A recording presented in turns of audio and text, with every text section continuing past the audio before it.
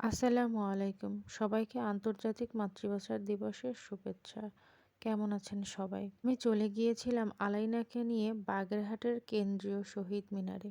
তারপরে দেখতে পাই যে শহীদ মিনারের চারিপাশে রাস্তায় সুন্দর করে আলপনা দেওয়া হয়েছে। আর শহীদ মিনারটাও খুব সুন্দর করে সাজানো হয়েছে। এখানে আমি শুধু দেখিয়েছি যে শহীদ মিনারের সামনের আলপনাটা। সামনে যে রাস্তা ছিল সে রাস্তায়ও অনেক সুন্দর করে আলপনা দেওয়া হয়েছে।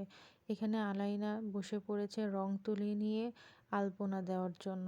আলাইনার এই আগ্রহটা দেখেই আমার আসলে খুবই ভালো লাগছিল। আসলে বাচ্চারা সবকিছু আগে দেখবে, শুনবে তারপরে তো শিখবে। আর আলাইনার ভিতরে যে আগ্রহটা জেগে উঠেছে এটা দেখেই আমার আসলে খুবই ভালো লাগছিল।